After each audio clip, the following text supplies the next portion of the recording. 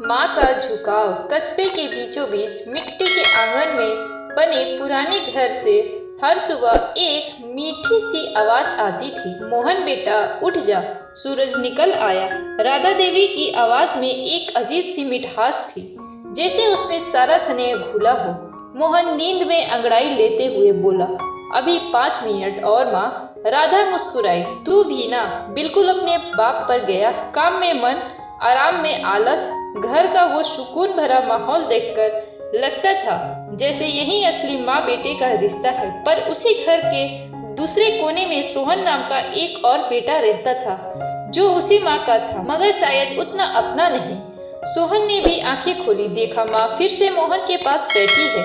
मन में टीस उठी, लेकिन वो कुछ नहीं बोला, सिर्फ धीरे से बिस्तर से उठा, पानी के 2 घड़े भरे और बिना कुछ कहे खेत की तरफ निकल गया।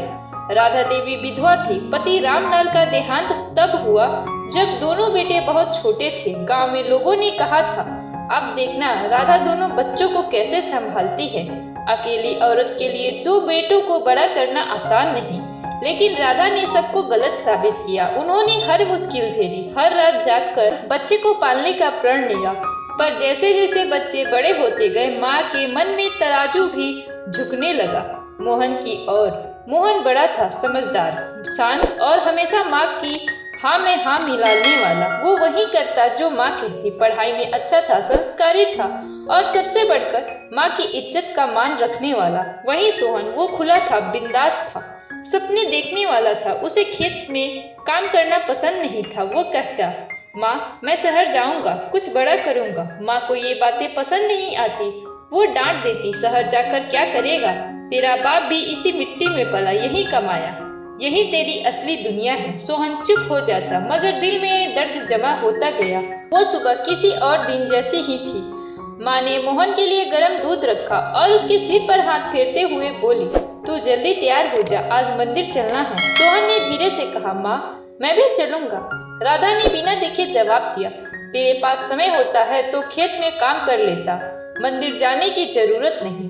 सोहन का चेहरा उतर गया। वो चुपचाप उठा और बाहर चला गया। पीछे से गांव की औरतें कह रही थी, देखो ना, राधा हमेशा बड़े वाले को ही साथ रखती है, छोटा तो जैसे सौतेला हो गया है। ये बातें सोहन के कानों तक पहुंची, पर उसने कुछ नहीं कहा, बस खेत की तरफ बढ़ते हुए बुदबुदाया, शायद मैं माँ के हिस्से का प्यार मांगने लायक नहीं। शाम होते ही मोहन और माँ मंदिर से लौटे।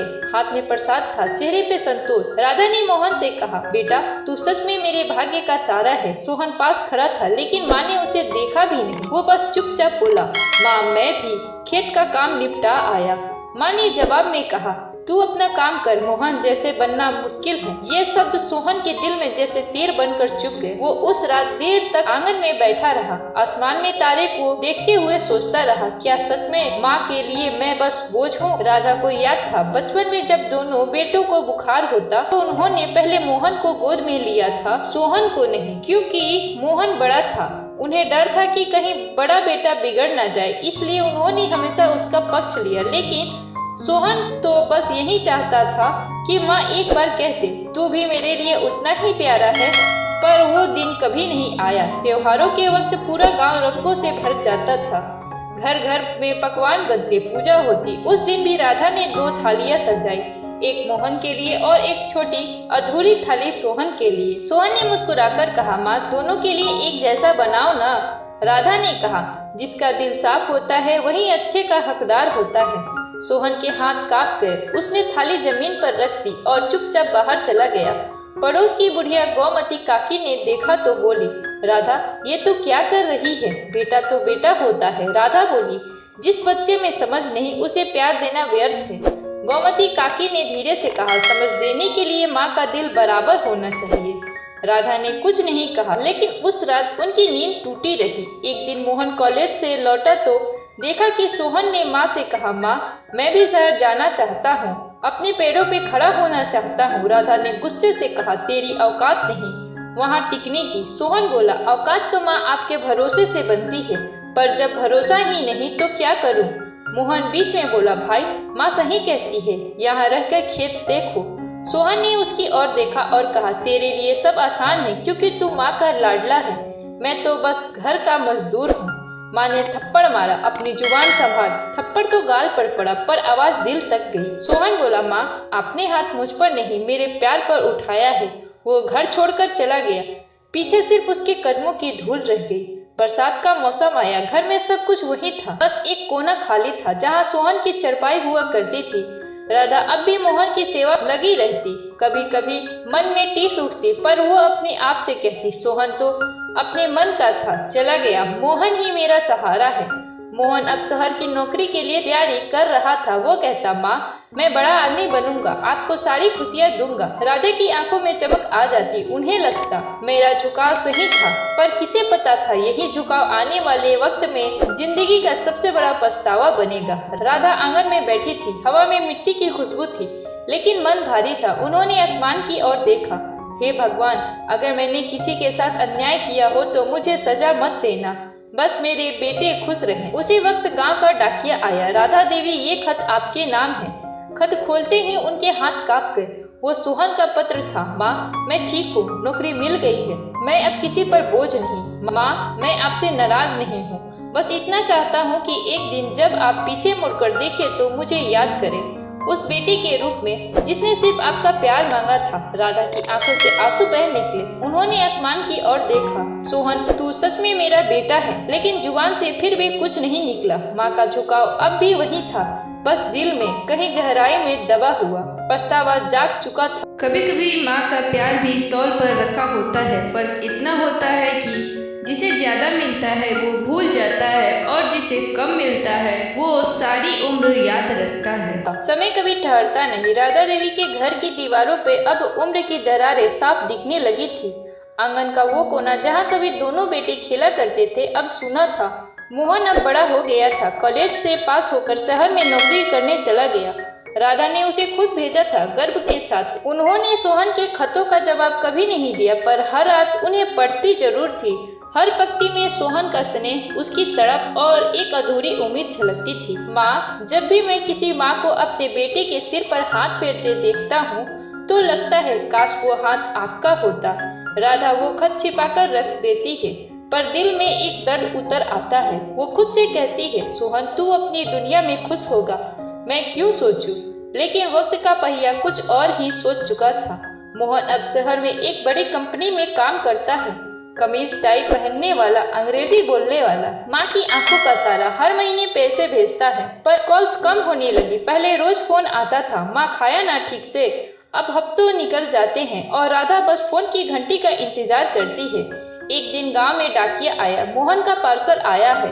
राधा ने खुशी से लिफाफा खोला। अंदर से निकला एक सूट का कपड़ा और एक लिखा हुआ कार्ड। माँ, मेरी शादी की तारीख तय हो गई है। आपके आशीर्वाद की जरूरत है, पर आप थक जाती है इसलिए मत आइएगा। मैं खुद आकर आपके पैर छू लूंगा। राधा के चेहरे पे मुस्कान थी, पर दिल में एक टीस उठी। मोहन अब मुझसे दूर हो गया।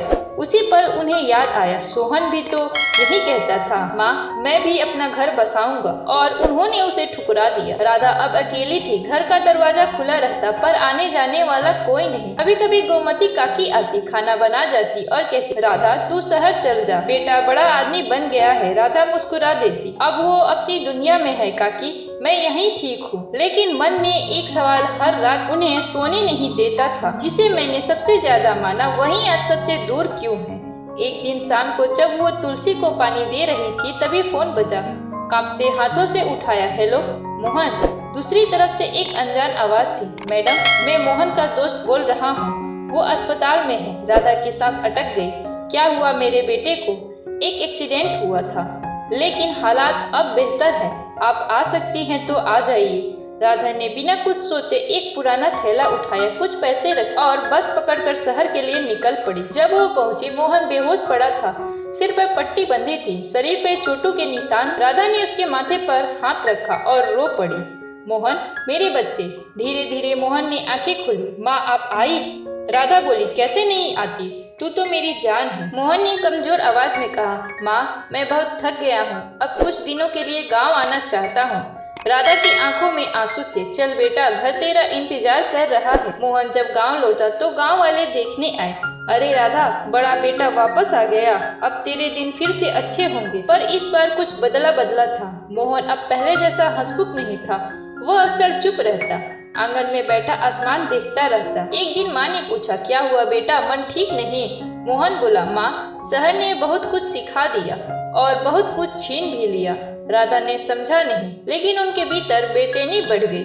एक हफ्ते बाद फिर डाकिया आया। राधा देवी के लिए खत है। उन्होंने खोला, वो सोहन का था। माँ, सुना मोहन बीमार है, अगर जरूरत हो तो बताइए, मैं पैसे भेज दूंगा। माँ, मैं दूर हूँ पर आपके दिल में अब भी जगह है ना? राधा की आंखों से आंसू गिर पड़े। उन्होंने खत सीने से लगा लिया। सोहन बेटा, तू दूर होकर भी मेरे सबसे पास है। उन्हें एहसास हुआ, जिस बेटे को उन्होंने कम माना वही अब दिल के सबसे करीब है। एक दिन मोहन की हालत फिर बिगड़ गई।